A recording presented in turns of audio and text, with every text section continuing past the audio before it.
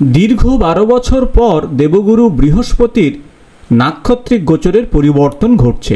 আগামী 20 আগস্ট 2024 মঙ্গলবার সন্ধ্যা 5:22 দেবগুরু বৃহস্পতি রোহিণী নক্ষত্র থেকে পরবর্তী যে নক্ষত্র তথা মৃগশিরা নক্ষত্রে প্রবেশ করবে। তবে 28 নভেম্বর 2024 বৃহস্পতিবার দুপুর 1:10 বক্রী হয়ে আবার রোহিণী নক্ষত্রে প্রবেশ করবে। প্রায় 100 দিন দেবগুরু বৃহস্পতির এই গোচরের পরিবর্তনে দ্বাদশ রাশিচক্রের উপরে কি প্রভাব নিয়ে আসবে সে বিষয় নিয়ে এই ভিডিও থেকে আমরা জেনে নেব। 27টি নক্ষত্রের মধ্যে পঞ্চম যে নক্ষত্র হলো মৃগশিরা নক্ষত্র। মৃগশিরা নক্ষত্রের অর্ধেক অংশ থাকে বৃষ রাশিতে এবং বাকি অর্ধেক অংশ থাকে মিথুন রাশিতে। এই নক্ষত্রের অধিপতি হলো মঙ্গল। বৃষ রাশির 23 ডিগ্রি 20 মিনিট থেকে মিথুন রাশির 6 ডিগ্রি 40 মিনিট পর্যন্ত মৃগশিরা নক্ষত্রের অবস্থান। বৈদিক জ্যোতিষশাস্ত্র অনুযায়ী মৃগশিরা নক্ষত্রের সিম্বল হলো হরিণের মাথা। আপনারা সবাই জানেন যে হরিণ অত্যন্ত সেন্সিটিভ, অ্যাংসাস এবং সাসপেসিয়াস। সর্বদা সে তার চারিদিকে খুঁজতে থাকে এবং ঘুরতে থাকে। অন্যদিকে এর মধ্যে রয়েছে অসীম শক্তি এবং সাহস। স্পিরিচুয়াল ক্ষেত্রে মৃগশিরা নক্ষত্র অত্যন্ত শুভ। মৃগশিরা নক্ষত্রের মধ্যে সোমা কথাটির সম্বন্ধ বা সম্পর্ক রয়েছে। আর এই সোমার সঙ্গে সোম রস, যা শক্তিবর্ধক এবং আয়ুবর্ধক এবং যার অধিপতি হল চন্দ্র। তাই মৃগশিরা নক্ষত্রে একদিকে মঙ্গল এবং অন্যদিকে চন্দ্রের প্রভাব রয়েছে। আর সেই নক্ষত্রে দেবগুরু বৃহস্পতির গোচরের পরিবর্তন ঘটছে এবং যে গৃহে এই গোচরের পরিবর্তন ঘটছে তার অধিপতি হল শুক্রদেব। মৃগশিরা নক্ষত্রে জাতক জাতিকার মধ্যে প্রেম ভালোবাসায় পরিপূর্ণ। এরা অত্যন্ত সৎ হয়ে থাকে। স্পিরিচুয়াল ক্ষেত্রের সঙ্গে যুক্ত থাকলে এরা অনেক দূর পর্যন্ত এগিয়ে যায়। তাই দেবগুরু বৃহস্পতিও স্পিরিচুয়াল গ্রহ।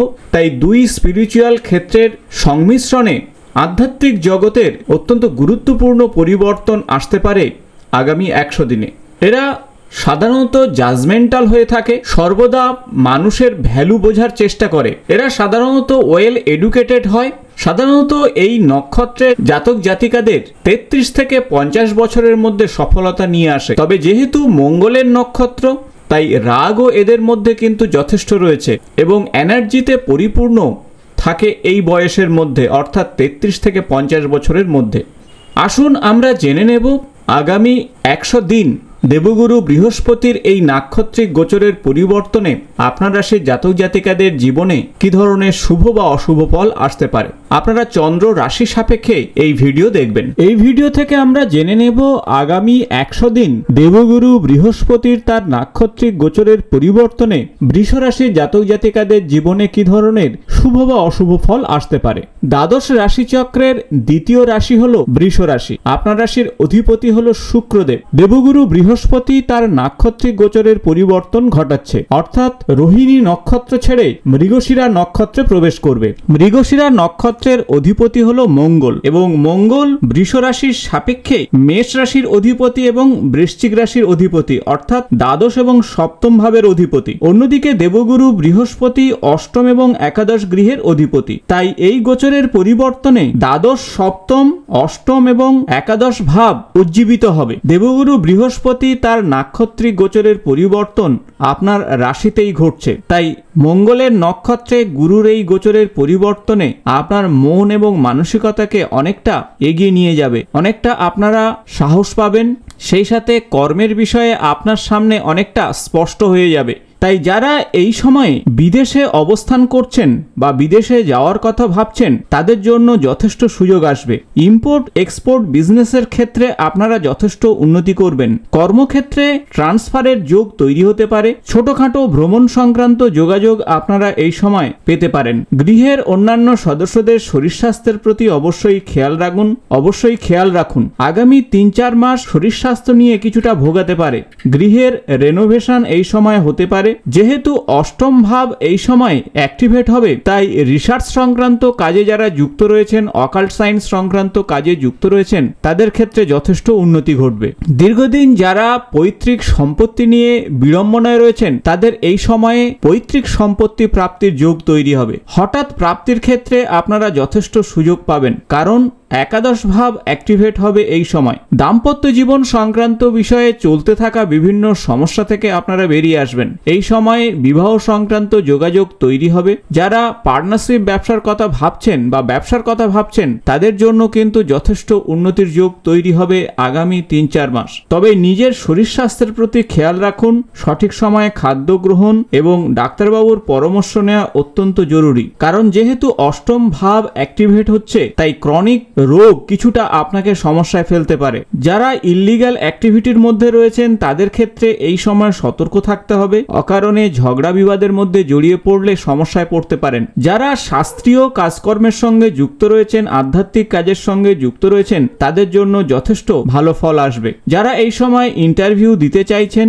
বা ইন্টারভিউ দেবেন, তাদের জন্য যথেষ্ট উন্নতি হবে। নতুন কোনো কাজের বিষয়ে প্রচেষ্টা চালালে এই সময়ে কর্মের ক্ষেত্রে আপনারা অবশ্যই অতিরিক্ত সহযোগিতা পাবেন। তাই সব মিলিয়ে বলা যেতে পারে যে 2024 সালের এই নাক্ষত্রিক পরিবর্তন দেবগুরু বৃহস্পতি আপনার জীবনে কিছুটা মিশ্র ফল নিয়ে আসবে। এখন আসুন জেনে নেওয়া যাক বেশ কিছু উপায় বা টোটকা, যা এই সময় করলে আপনারা অত্যন্ত শুভ ফল পাবেন। যারা রুদ্রাক্ষ ধারণ করতে চাইছেন, তারা এই সময় 18মুখী রুদ্রাক্ষের সঙ্গে 5মুখী রুদ্রাক্ষ ধারণ করতে পারেন। কারণ 18মুখী রুদ্রাক্ষ মঙ্গলের প্রতীক এবং 5মুখী রুদ্রাক্ষ দেবগুরু বৃহস্পতির প্রতীক। অথবা আপনি 3মুখী রুদ্রাক্ষের সঙ্গে 10মুখী রুদ্রাক্ষ ধারণ করতে পারেন। তাছাড়া এই সময় আপনারা মঙ্গলের যে গাছ অর্থাৎ খদির, এক টুকরো খদির গাছের কাণ্ড কাছে রাখুন, অথবা গৃহে যজ্ঞতে খদির কাঠ ব্যবহার করুন বা খদির পাতা ব্যবহার করুন, তাহলে মঙ্গল অত্যন্ত